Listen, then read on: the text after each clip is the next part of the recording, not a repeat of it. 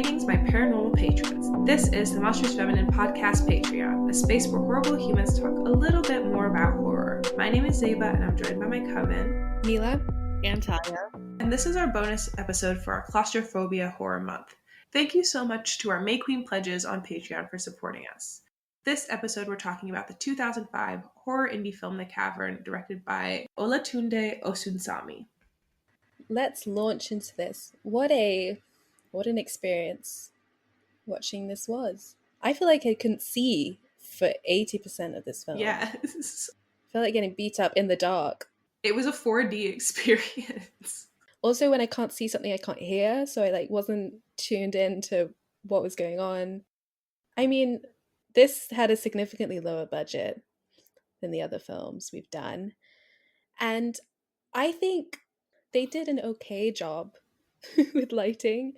But the gore, I thought it was impressive. True. The torso in half. Actually, what other gore is there? It was really just that. I was like, yeah, that looks really difficult to pull off. Really good makeup. I really don't know how they did that, to be honest. I think the lighting was done by the same people who lit Game of Thrones season 7 and 8. It's dark and flashy. My praise of the gore is probably where it ends. For the rest of this film, it was slightly insane. Okay, can we rewind way to the beginning, though? I'm going to say 98% of it is very similar to, Descent type shenanigans, where it's we went in a cave we shouldn't have gone into, it's somebody's fault, everybody turns on each other, group tension. I'm like, okay, classic cave setup. And then it takes such a disastrous turn. I was hollering in my living room. How dare you? And where it ends is, I think goes against the Geneva Convention. Truly a war crime. Truly a war crime. Let's jump to the end. So, as best I can to relive that experience. So the two surviving women stumble across, I suppose, the living quarters of a Russian man. Yes, his name is Petr. But before that, they were abducted. They didn't stumble across his lair. He knocked them out and dragged them there. Sorry, they wake up. Yeah. His origin story is the plane crash, because when earlier in the thing, they're like, oh, that's the wing of a plane. That was foreshadowing for Petr's plane crash. Why is he down there? Literally just wanders into the cave. We get a flashback of him just wandering. This is an instance of I guess, but are we meant to believe that he somehow survived this long with no steady source of food? Not enough people go down there. Not enough people go down there. That's we can't deny that. Not enough people go down there. He clearly knows how to rotisserie a person. So I assume he's been eating literally whatever and whoever goes down there. I'm has he been salting down the other plane crash people and eating them for all this time? I feel a lot of the elements of this film were kind of just thrown in there. The cannibalism thing. The bones and all of this is a lot for me. Prior to watching Bones and All, I kept saying cannibalism was one of my favorite tropes in horror, and now I'm oh no. Yeah, this was particularly foul. To do it by accident is always worser. This is true. They did not hesitate to eat whatever the fuck that was, though. But I don't know how long they were down there. Why were they so hungry? Why were they so hungry? Mere hours, to be honest. Me. My blood sugar's low. But they didn't think this was weird. They just went to town on this food. They didn't ask any questions. No hesitation. It would be unlikely that there would be straight up food in a cave prepared for you with no catch to it. So explain to me why they thought he was a wolf man, hybrid animal. What was he in disguise? He seemed to have supernatural strength. She ate her friends, watched her friend be murdered, and then was sexually assaulted by a wolf man creature. And then the audacity for the font of the credits to be so ugly. This is true. That was probably the most heinous part of this film. Immediately after the rape scene, they're it's over, and your eyes are not getting a break. Okay, so he kills the men, he kidnaps the women, presumably to have as his brides or something. Oh, is that what you Right, he thought? killed her. We killed one. I think it was more like a self-defense thing. Why would he need brides to live in a cage to be cannibals with him? Like, you can be single to do that. I think he's lonely. Then he could stop eating people. Yeah, I don't understand. So presumably he still has the mind of a child. He hasn't been socialized around adults forever, we can assume. So like, I don't know, maybe he just like has this weird baby brain fantasy that like I won't be lonely. I'll get a mom. Okay, that was a bit Freudian of you. One can draw many comparisons between Russian Peter and Tarzan. One thing that I always thought about was like Tarzan would have no concept of his sexuality. He would be unhinged to encounter as like a man who'd grown up with gorillas. Yeah, straight up. Peter has Tarzan energy. Listen, in the movie, obviously he's lovely, a gentleman, fine, but he wouldn't be like that, and we know it. And that's what I feel like Peter gives me. I don't know, maybe the filmmaker is saying men left to their own devices without the nurturing of society become They this. become that with the nurturing of society. There's no helping them, apparently. I feel like the cave itself can almost be seen as like a vulvic. What is our word that's not vulvic? Yannick. Yonic. And then his ability to stay a child in this cave is kind of like reabsorption. Like he has grown up. Like he hasn't been able to fully grow up, so he's kind of been reabsorbed into his childhood and keeping the women back in a way that feels like he both is doing like the Oedipal thing of wanting them to like mother him, but also wanting to have sex with them. Feels like very much alongside what Freud would say. He can't keep getting away with this. We've talked about a lot with horror movies is that like the people that have sex are often punished quite quickly. I mean, they're not killed off straight away. I assumed they were going to be when they were fucking in the cave. They were going to die, but they didn't. I mean, they died later. But I don't know. There wasn't that strong a connection between sex and death. I'm wondering if maybe like we just couldn't see because it was so dark, and like maybe we were meant to see him like seeing them. That would be actually, that would make more sense. And I'm, wait, so you don't think that there's anything going on about like, okay, the child is like alone, whatever parent he was with is dead, everyone's dead, and then he wants to like crawl back into the cave. Like he has no motivation for fucking making a life in this cave, but maybe it's like a return to the womb situation. I think he's looking for a mom. I don't think he was looking for a girlfriend. What does a kid know about that? They don't know anything about that.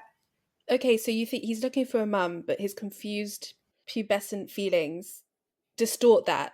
Is that why he assaults her? Or he saw them fucking and was like, what the fuck is that? I want to try that later. It's still unhinged and fucking nuts as fuck and stupid. And I'm not giving them credit for my idea. I think honestly, like they could have just left off. I'm not buying that like a child wandering in this cave would somehow be able to cook for himself and survive, even if he was a cannibal when he was a kid in there. Like, how was he cooking the stuff? Like, he miraculously knew how to build a fire. Like, we're just giving him a lot of life skills. I don't know. I feel like some kids could pull it off. My friend's boyfriend grew up in a cult where they would like drop the kids off in the woods and make them survive on their own for like different lengths of time depending how old they are. It was really Whoa. fucked up. None of them died, which is crazy. I'm surprised. But this is to say that a kid could do it. The reason I don't believe Peter as a character is more that I think like a good plot twist doesn't come out of nowhere. You need to be fed it slowly. I wouldn't even say it's a plot twist because it's not enough plot. Yeah. It was as if like a car was going straight on the road for 100 miles and then all of a sudden it crashes into the woods into a ravine. How is he tearing people up? But this is what I mean. They had that weird supernatural like element to his strength and like he'd become sort of bestial. Like, was he lifting weights? How did he get so strong? And the fact that they were just like disembodied torsos, I'm like, what is he doing to them? And he's doing it fast too. Like a body would like drop and of a previously alive person, which made you believe it was like a bear or something. They're trying to make it, like, scary. And a way of making it scary, like, it just doesn't make sense. Like, plausibly, he does not Yeah. go about eating a ton of nutrients except maybe other people, so he's getting some protein, I guess, maybe some trace vitamins, and I'm still supposed to believe that he has healthy teeth. Maybe he's like that man who walks on all fours on TikTok and now he has really built forearms. This film like throws things in to be scary or oogie boogie without the rationale behind them. Never once really understood what was happening. It's bad, but I think the like really exploitative rape as the last frame really pushed it into just like terrible. We'll tell people we cannot recommend that you watch it, but you can listen to this episode and try and piece together what happened, and you should not watch it. Because we've watched bad ones that I would still recommend people watch for entertainment value. Do we want to hear the perspective of someone who enjoyed the film? Sure. Ooh. Search the internet high and low, and I found a very positive review on blackhorrormovies.com. Zeba and I talked about for As Above, So Below, how the camera work was frantic, and a lot of the critics compared it to like video games, that sort of like POV shooter style, in a negative way. But this person says, for this film, the kinetic camera work, a la the Blair Witch Project, actually serves double duty. It adds to the frenzied primal feel of being trapped in closed quarters with an unknown malicious being, and it also covers up the budgetary limitations of the film. Even with the lack of funds, the Cavern looks darn good. You can't tell that the actors are standing in the equivalent of a giant science fair volcano. It looks like a real cavern, or at least something worthy of splunking. Which, fair enough, I didn't know they weren't in a cave. Yeah. I wouldn't say darn good is a phrase I would attribute to this film. But yeah, so somebody enjoyed it. Good for them. I hope to forget this film. I hope it's wiped from my consciousness. If I could see more of it, I'm not sure that would help so much. The plot is not quite there. The dialogue was also like you know how there's like the first third of a horror movie, they have like introductory, like, you know, they're like giving you the setup, they're letting you know the world, they're like building everything. Their descriptions of caves had me like crying laughing. Like they were like you can't tame the cave. The cave is a creature that you have to respect, and you have to vibrate with it, and everyone's like, yeah, like they totally understand what they're talking about. Cavers are fucking demented. So I don't doubt that people say this shit. Yeah. And the way you're describing it is like, it sounds like the cave doesn't want you in it. It's giving you're not respecting the cave by merely going inside of it. Oh, this is very Mon Femme Han. Oh, true. Not respecting Yeah. the cave. Hint. Yeah, they very much do not ask for consent. As we also discussed in As Above, So Below, where she touches goddamn every sacred space that she enters. This had similar energy.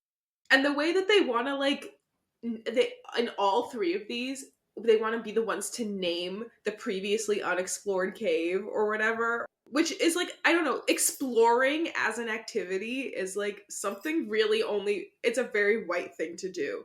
Like, to go to a previously untouched place and name it after yourself is like, for what reason? Like, all of us are sitting here like, why would you risk life and limb to squeeze in a very small hole? And the land is literally trying to spit you out of it. You're dumb.